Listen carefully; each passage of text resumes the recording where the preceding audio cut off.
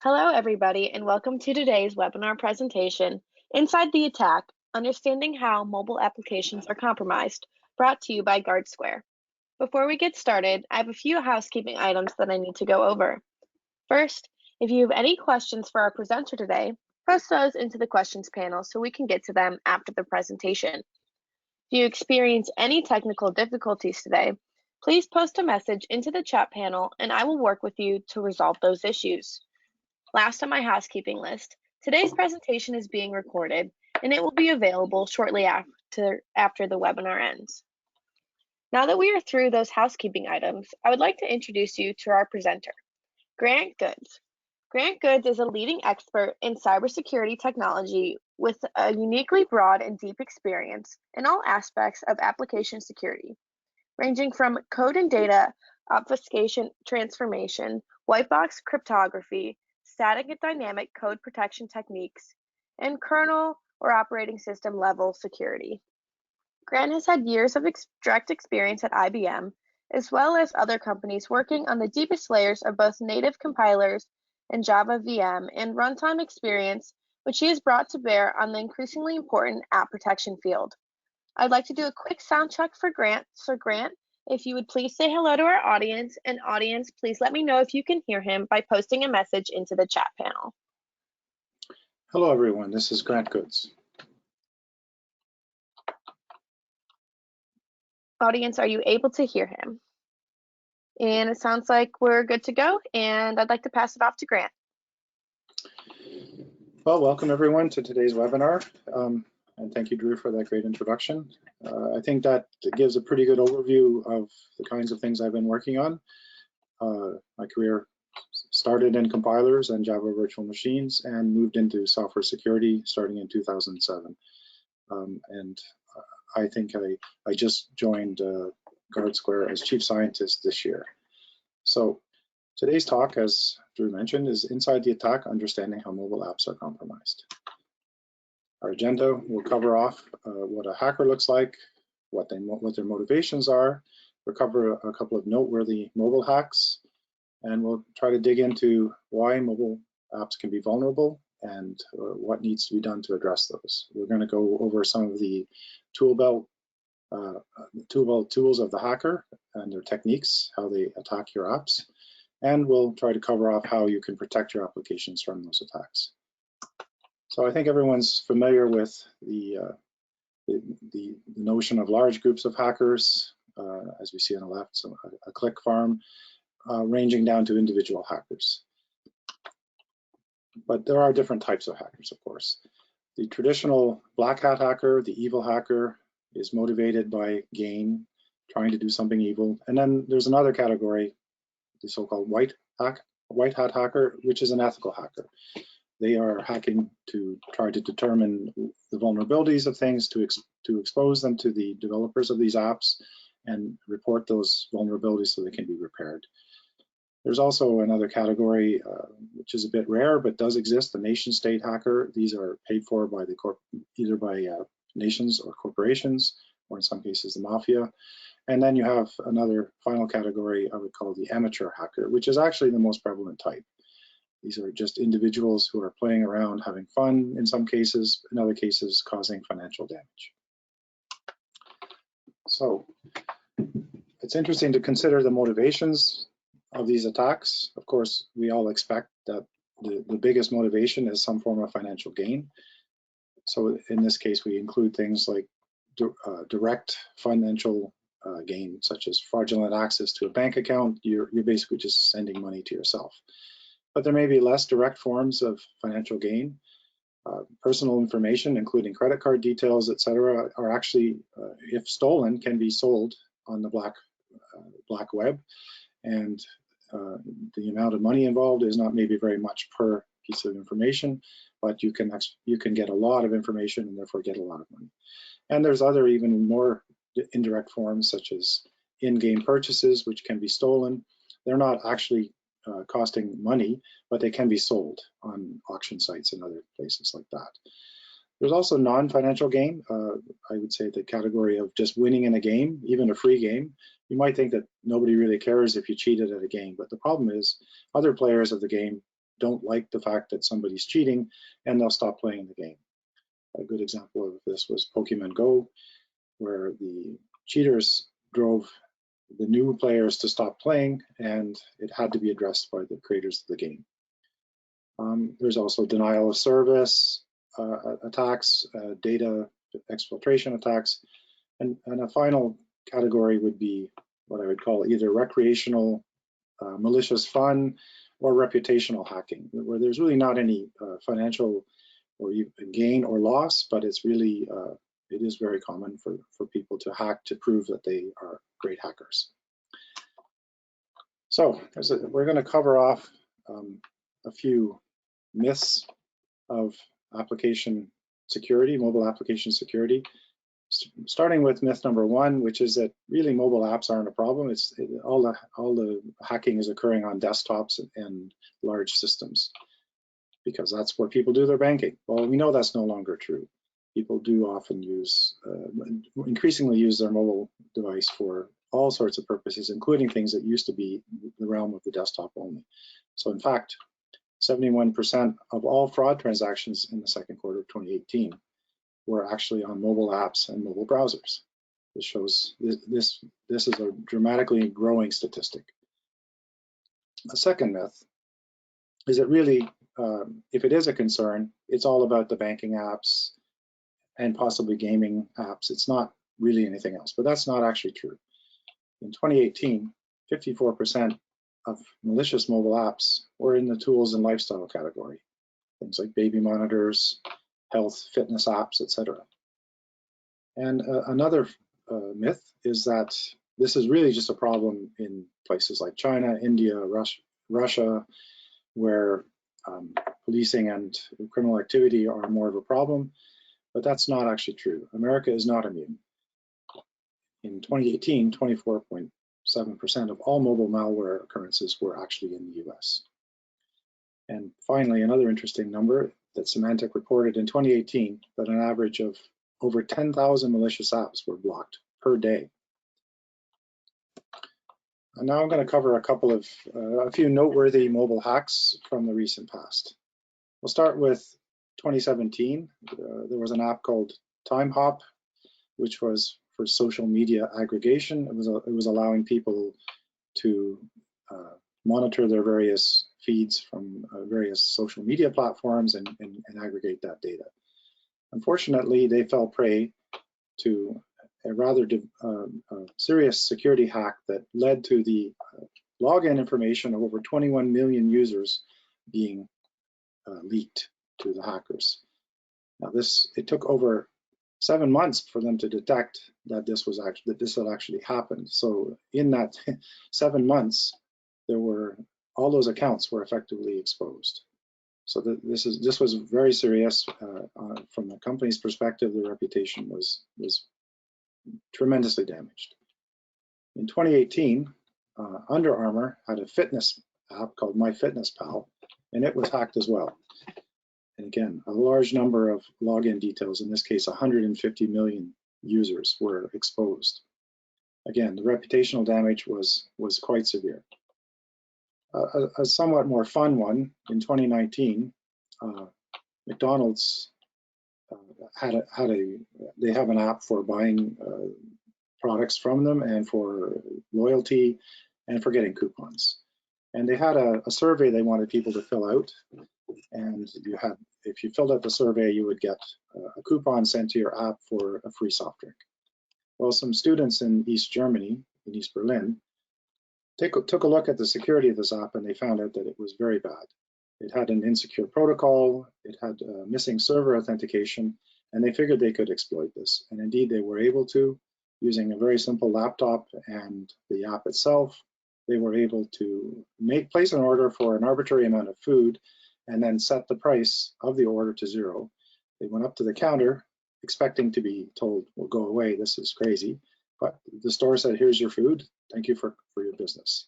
They of course reported this to McDonald's, but it took over a month and a half for McDonald's to actually respond and fix the exploit. And finally, probably the most severe hack that I'll cover today, it's the Widevine hack in 2019 as well. So a security researcher was looking at the Widevine video player, which is under the Google banner, and it's used to play movies and other video content in browsers and in game consoles, etc. He was able to completely remove, or exploit the keys that are used to protect the movies inside the app, inside the browser. And now he revealed this to Google, and eventually revealed it to the public, partly to, of course, enhance his reputation as a security researcher. Now, you might think this wasn't so bad, because, of course, Google immediately would change all those keys. But the problem is that they rely on content providers, such as the studios, Netflix, etc., to get desirable content to put on their platform. And because they were unable to protect their keys, they suffered not just the reputational damage of the researchers' revelations, but potentially they would have been in hot water with these content providers, and may even have been unable to get some of that content in the future. So these are all examples of they are not generally as well publicized as some of the more dramatic hacks that occurred on malware and desktops, etc. But they are they can be very severe reputational damage to these companies. I'm going to cover off 3 specific industries where mobile app security should be and is a concern. I think the first and most obvious one is our financial apps. It's quite apparent that a mobile banking app is much more convenient than going to the brick and mortar store institution, but they also comprise a definite security hole or a security concern. In 2019, Verizon's Mobile Security Index indicated that 42% of financial service companies reported some sort of app-related security incident within the last year.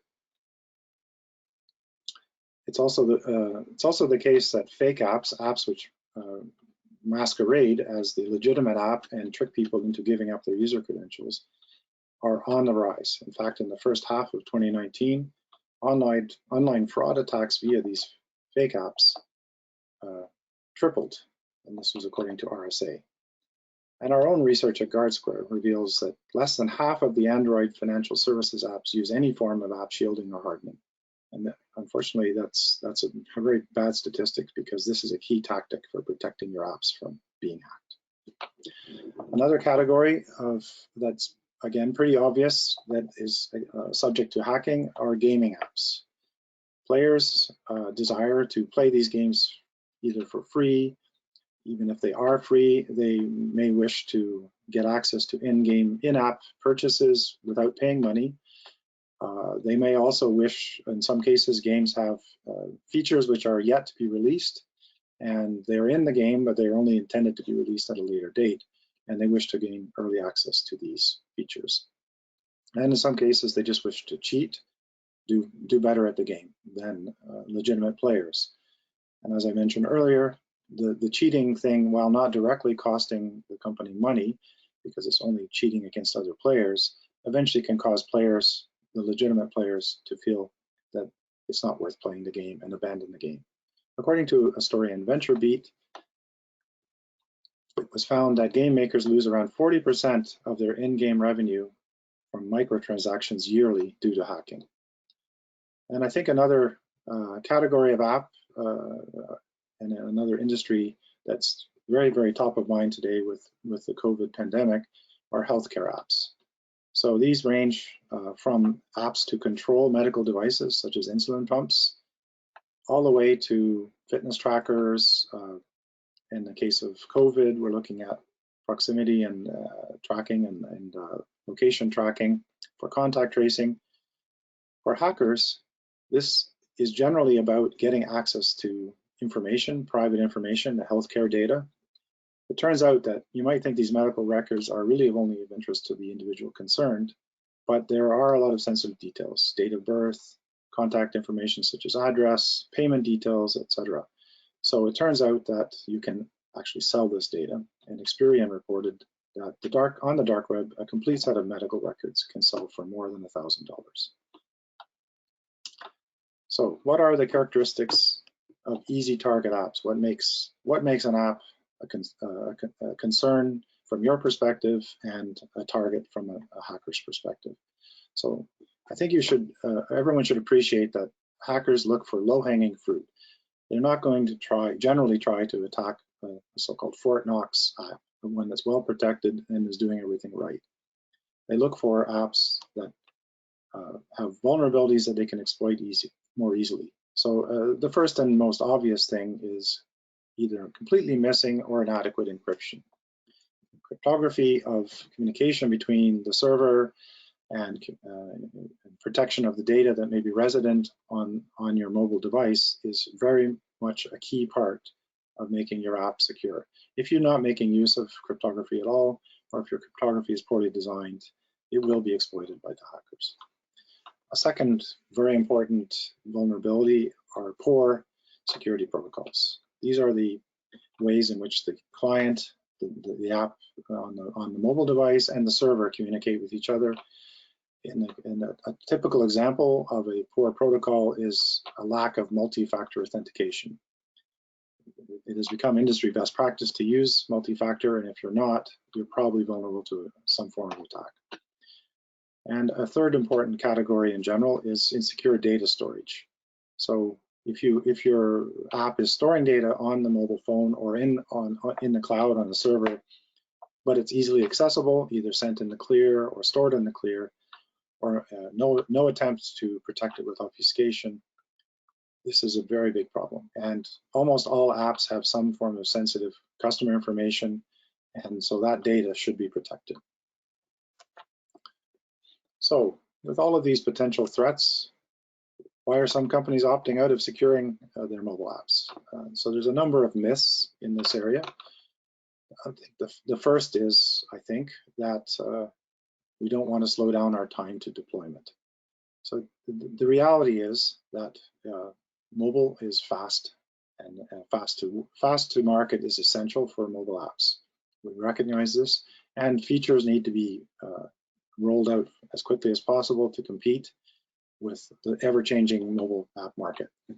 However, this has been recognized for a long time as a potential problem.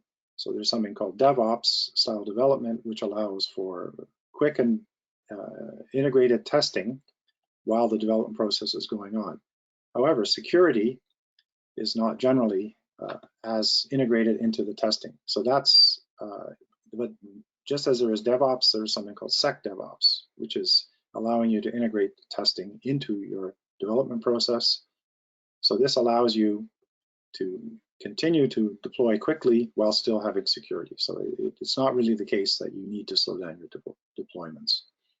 Another myth is that our app doesn't contain any sensitive information. Well, unfortunately, that's almost always the case, that there is sensitive information. Unless you have effectively a toy app like a calculator or a solitaire game, you almost always have some form of login, some form of user account, and some form of information being stored about that user.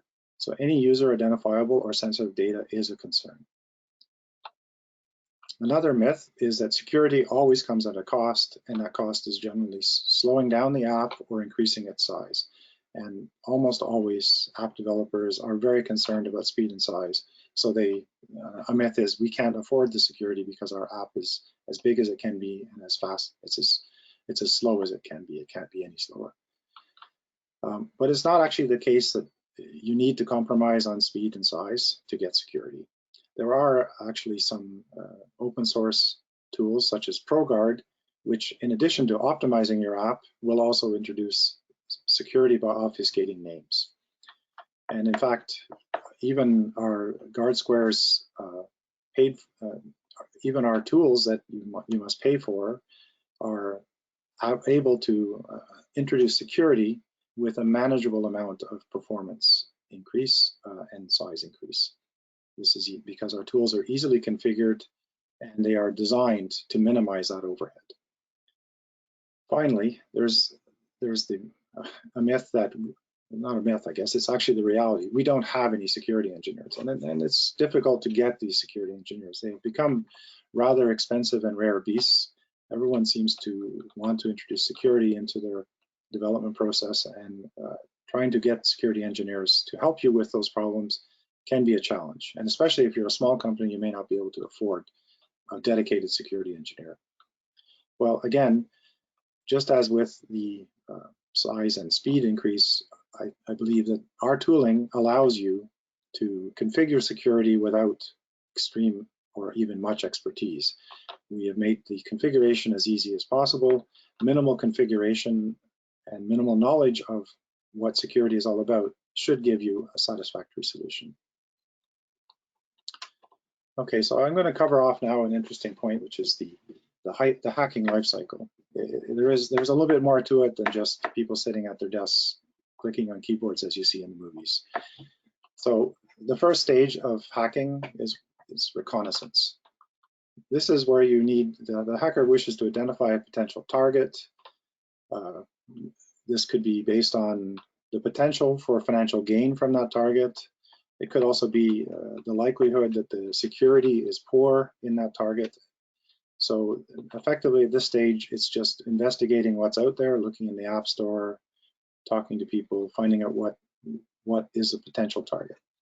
The next stage is scanning. This is a static analysis phase.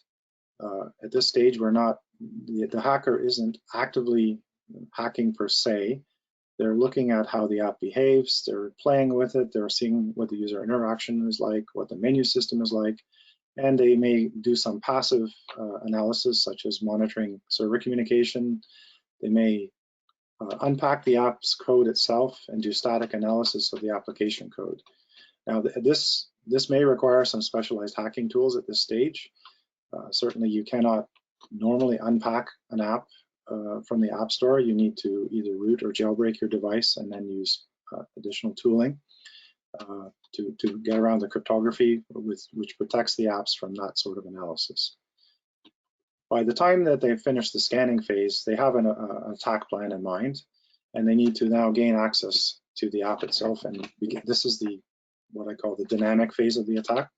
At this stage, we're actually modifying the application code or its behavior. We may be modifying or injecting traffic into the server communication path. We may be modifying application data, etc. Again, there are specialized hacking tools that are used at this stage, and I'm going to cover a bit of that in my next slide. But at this stage, effectively, there is a hack in progress. This is where you might see some evidence of the hack progressing. But it's still a very manual and labor-intensive phase. The next phase is we call maintaining access. This is where you want to automate the attack so that it no longer is a laborious hand process. We would like to, as a hacker, allow for a wider and more rapid deployment of the hack. And we'd possibly even like to make it persistent, meaning that it's directly part of the app now and it will survive reboots. So the purpose of this is to simplify and broaden the deployment of the attack so that you can actually make money or whatever it is you're trying to do. And at the final stage is covering your tracks. So if you're expecting to leverage an exploit on an app for financial gain in particular, you need it to be broad and you need it to be relatively persistent. It has to survive for a length of time so that you can siphon off that money.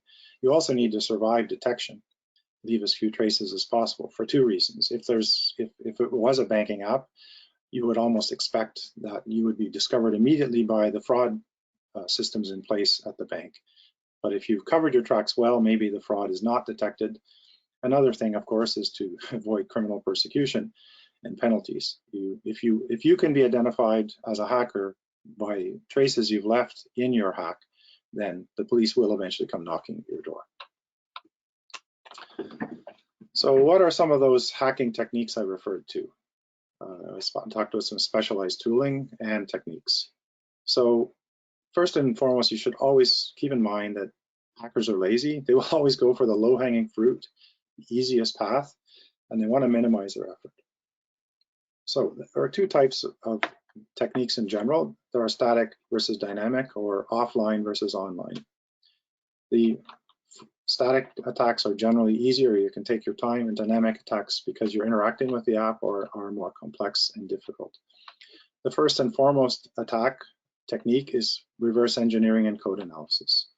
So as I mentioned, if the attacker can gain access to the source code, or sorry, to the binary code of the app, they can begin analyzing it for sensitive information such as keys, credentials, and vulnerabilities or flaws in the design of the application.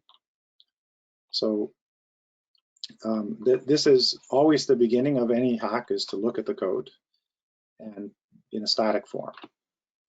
Now, in order to achieve looking at this reverse engineering phase, you generally need to root or jailbreak the device. So rooting is the Android version and jailbreaking is the iOS version.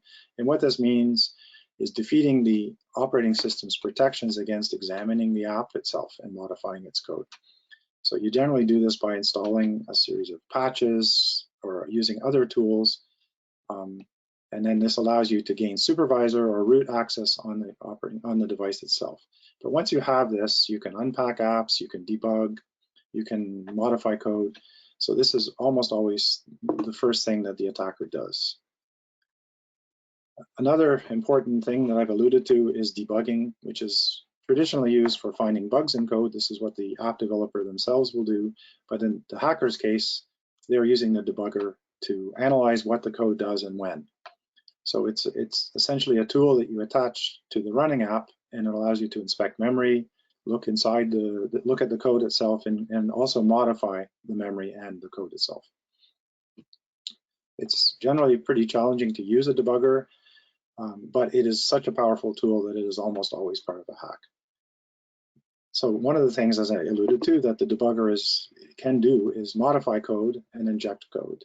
But there are other techniques for doing this. But of course, this is a key element of most hacks, because if the app was well designed, if you just ran it as it was, there would be no way to exploit it.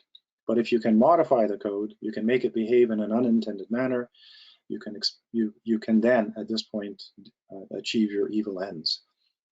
So debugger is one tool, as I mentioned, but there are other tools that allow the modification of the code. Now, you may be modifying the code in memory, or you may be modifying it on disk, in the actual application bundle.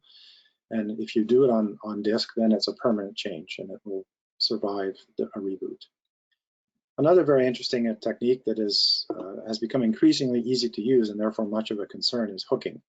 So in the previous technique, you modify the code to achieve a goal, but that's relatively intrusive and very low level. Hooking is intercepting a function and diverting it to your code as the attacker, and then returning to the original code. So by hooking, it's very subtle, and from the application's perspective, it doesn't even know that this has occurred, but you can use that to siphon off data that the function normally would be passed. You can use it to modify that data, and there are various frameworks available for providing hooks into application code, which are very easy to use. In fact, any amateur could use them. And a final technique is I think I've alluded to it before, are fake apps. This is a very sneaky attack. It's basically you put an app on the App Store, or you install an app on a device via a phishing expedition or other techniques that resembles in every detail the legitimate app, and you trick the user into using the fake app and giving the credentials, say to the bank or whatever, to the fake app, and then of course that goes straight to the hackers. Okay, so I want to cover off some of the tools that are available. Now, there have always been tools for hacking. In many cases, they were handwritten by the hackers, and they were closely guarded, because the hackers, first of all, didn't want the application developers to be aware of what tools they had, and also it gave them the benefits over the other hackers. But increasingly, hacking tools have become free, open source, and readily available anywhere on the net. So each ecosystem, Android and iOS, has its set of free tools. So Android Rat and iSpy are two for Android and iOS respectively. Another very well-known tool is IDA Pro. It actually is a rather expensive tool, but it does offer a free version with limited functionality, and in many cases it is more than enough for hacking an app. Frida, and as the name suggests, it is free, is a dynamic instrumentation toolkit. It allows for hooking and other such things in a very easy to use manner. It's all programmed and customized with JavaScript, which is very familiar to many of the newer programmers, and it's increasingly powerful tool. And I think I would like to highlight probably the scariest one of all is Ghidra, which was produced by the NSA, yes, the National Security Agency. And it is effectively a free version of their internal hacking tools, because of course they are white hat hackers themselves. As part of their goal of defending the US against external hacking, they have to be able to hack themselves. So the Ghidra tool is an open source version of their internal tools, not probably everything that they have, of course, but it is extremely powerful. It even includes artificial intelligence / machine learning elements. So it is very much a concern, or it should be, for anyone who's trying to produce applications that need to be secure. So what can you do about all of this? I think step one is you should always code for security. It should be part of your design. You should consider it from the very beginning of developing an application. Follow best practices. Use standard, well-designed cryptography where appropriate, including using standard protocols for communication, etc. And there are often open source free libraries for all of these things. You don't need to build it yourself. You should also just not do obvious dumb things. I think a good example is if you're expecting the user to enter a password, don't just hard code the password, and certainly don't do a string comparison of what the user entered and what the real password is, because then that string is in the code. You should actually hash the user's password and compare the hashed value, not the original string. Now, the second thing that you can do is to use some form of open source tooling, and in particular, ProGuard, which is an optimizer and is part of the Android Studio toolchain for Android. It's free. It optimizes your app, making it up to 90% smaller and 20% faster. So of course you would want to use this, but it also does provide some minimal protection against reverse engineering because it obfuscates the names of classes, fields, and methods. And step three is you should use some form of advanced obfuscation and runtime protection, such as RASP, for your application and the SDKs. This means considering tools such as Guardsquare's DexGuard for Android and IXGuard for iOS. If you've used these tools, the hacker will find it extremely difficult to get inside your app. And finally, what you shouldn't do is ignore the need for security. So I would like to thank you for your time and attention, and you can stay up to date with Guardsquare News and follow us on Twitter and LinkedIn for some upcoming announcements and information. And I'd like to turn it back over to Drew for Q&A. Perfect. Thank you, Grant, for that wonderful presentation. Audience, if you do have questions for our presenter, please post them into the questions panel, and I will manually ask them to him. And we're going to start. And here's your first question. I get that security matters, but as an app developer, I don't see that as my responsibility. What should I be doing? So it's certainly the case that you may not be a security expert as an app developer, but you should just be following these best practices, as I mentioned. So if you are considering any kind of communication protocol, please use the standard open source libraries and use them properly. So we're talking things like OpenSSL and TLS.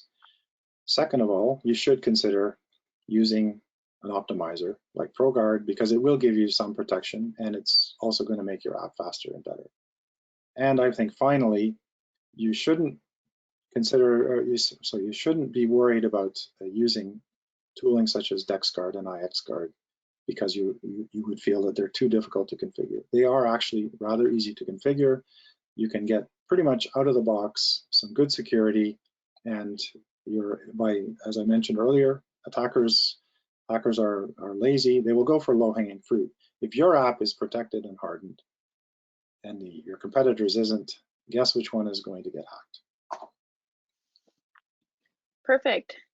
We have a question from the audience that reads, how can I prevent the user login credential leakage, which you mentioned in the beginning with your solution? So user credentials, there are 2 or 3 ways in which they can leak. Of course, one of them is very obvious, lack of encryption on the communication between the client and the server. So you certainly, you should make, it's again going back to a best practice, use good protocols, make sure that when you're sending a user ID password in an HTML message, you're not just sending it in plain text. But second of all, our tooling absolutely is focused on this kind of problem. So these sorts of things always involve strings and string comparison.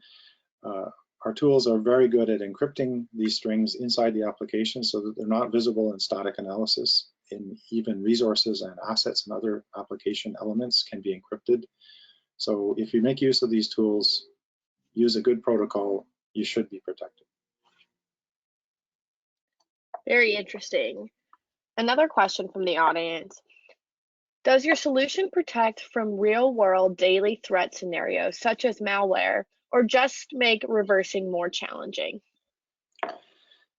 So in particular, malware is a slightly special case because it is often making use of operating system exploits. So if that is the case, our protections are directed at the application hardening of the application itself.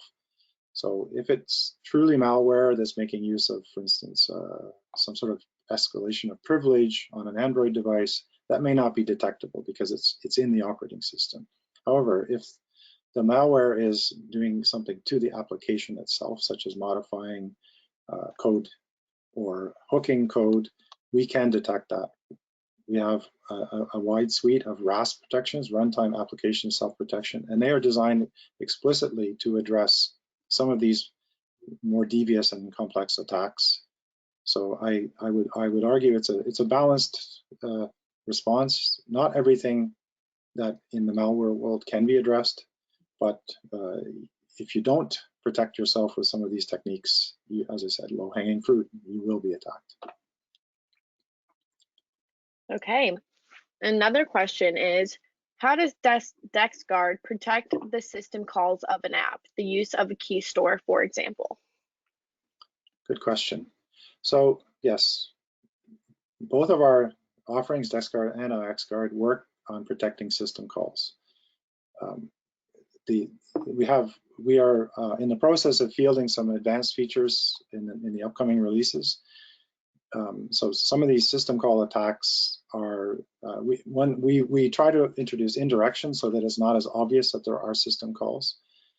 And another thing that we try to do is protect these shared library code, preloaded shared library code. We detect that people have hooked or shimmed this code. These are very challenging attacks to address, but I believe that our technology is state-of-the-art in this area.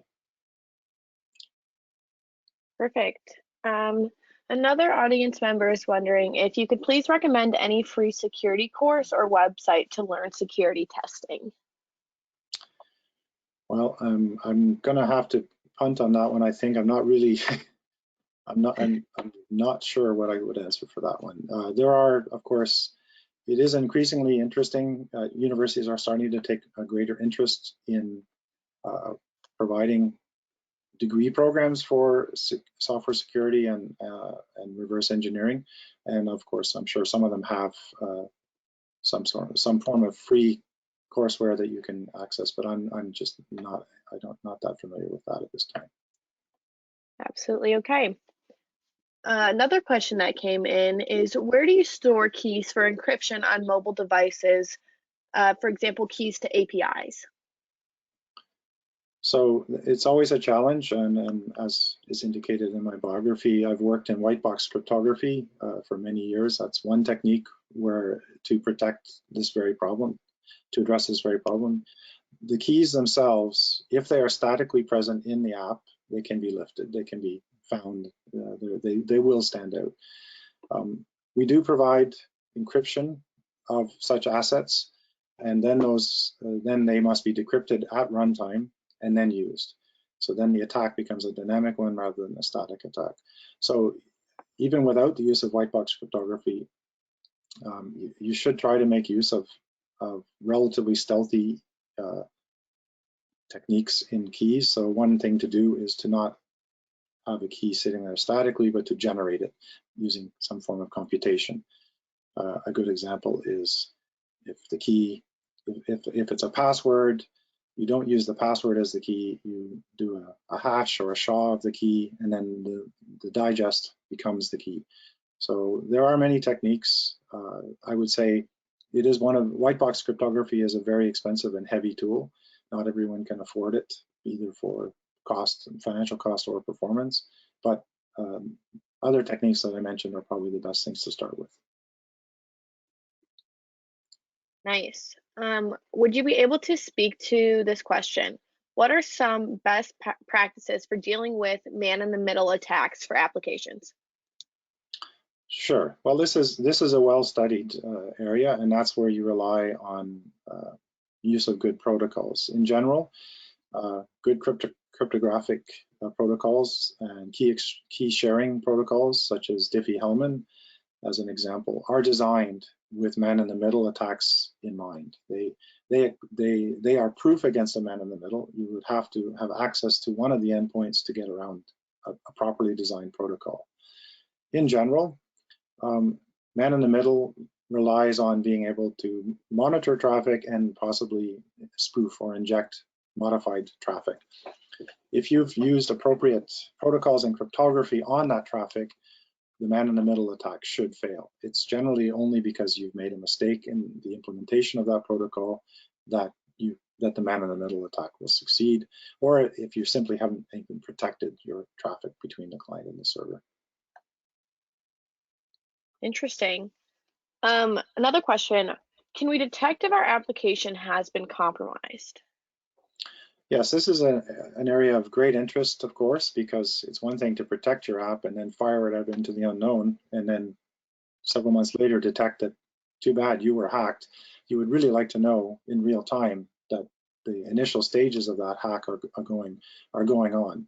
So we do provide a lot of RASP, runtime application self-protection techniques, and you can instrument those techniques with your own callbacks.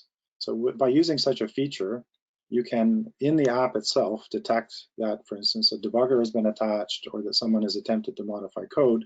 And instead of shutting down the app, you can stealthily capture that event and potentially log it up to a server or log it on the device for a subsequent session. That would allow you to detect that hacking activities are occurring even before, say, fraud or the hack is complete. Another thing that we have recently offered, actually just this month, is Threatcast, which is exactly designed to serve this need. It is a live server that communicates with your application, and as events are occurring, such as jailbreaks and roots, or debugger attachments or code modifications, you get live information about these attacks. Now, these are not necessarily actually fully realized exploits. These may just be hacking activity, or it may be as innocent as the person rooted their phone for a legitimate purpose. But you can still find out things such as the geographic distribution, such as which device, even which version of the device, which version of the app, which version of the operating system. All these details are communicated, and I think this is the future of application protection, is getting ahead of the hackers, being aware of what they're doing before they've managed to succeed in their hacks. Speaking of application protection, another audience's member is wondering, can you protect application in runtime even if the devices are not rooted and you have no root access? Is this a question that can people still exploit the app and modify it without rooting? Yes, I believe that that is what the member is wondering. Yeah, so absolutely this is possible. It's not, it would be considered an operating system bug, and I'm sure you're aware that, for example, Apple offers quite generous rewards to people who find exploits in the operating system that allow people to take a non-jailbroken device and still modify application data and code. These sorts of vulnerabilities, they do exist. Certainly Apple takes them very seriously and is very quick to respond to them and close them down, and their reward program is intended to get advance notice of these exploits before and vulnerabilities before the hackers are aware, and get the white hats to find them so that Apple can repair them. But unfortunately these sorts of things do exist. So this is why simply saying, oh, I'm running on a non-rooted device, therefore I'm good, isn't really enough. It's still possible for, just basically due to bugs and vulnerabilities in the operating system, for hacking of that sort to occur. Awesome. And we are getting down to our last two questions as of now. The first one being, does your solution provide capability to restrict fin apps from using camera or messaging data? So to my knowledge, no. I would say that these are operating system capability features. If the operating system provides the feature, we can protect against some degree of modification of this, because it's usually in the form of within the app security parameterization. But unfortunately, as we are in the app itself, we are not interacting with the operating system. We do protect a certain amount of operating system code, but we are not able to enforce any of these sorts of restrictions unless the operating system already does so. Good to know. And our final question today reads, can we detect app from root cloaking, like from tools like Magisk, etc.? Yes, in fact, it's not sufficient. This is a cat and mouse game. Rooting and jailbreak exploits have learned that they can be detected, and their interest is people. So the root itself may not care, because the person who created the root or the jailbreak is just trying to gain access to their device. But if the malicious users of these the hackers would like to conceal their tracks. So things like Magisk, yes, it attempts to modify the way that the root works, such that the traditional way of fingerprinting it or tracing it is not visible. So we are very aware of that, and that's it's an ongoing activity for us to make sure that our root and jailbreak detection mechanisms are not fooled by these root hiding techniques. So we keep up with all of these latest exploit hiding tools, and we do address them as they come out. That's just part of our job. Well, Grant, thank you for all of your knowledge, and thank you, audience, for these wonderful questions. If you are looking to find out more about Guardsquare's resources, please look at the link that is posted into the chat panel. Also, it is www.guardsquare.com/en/blog. And with that, I would like to thank Grant for a great presentation. I would also like to thank Guardsquare for providing the audience with a great webinar. Lastly, thank you to everyone who attended today. We hope you learned something new that will help you in your developer career. Thank you, and be safe out there.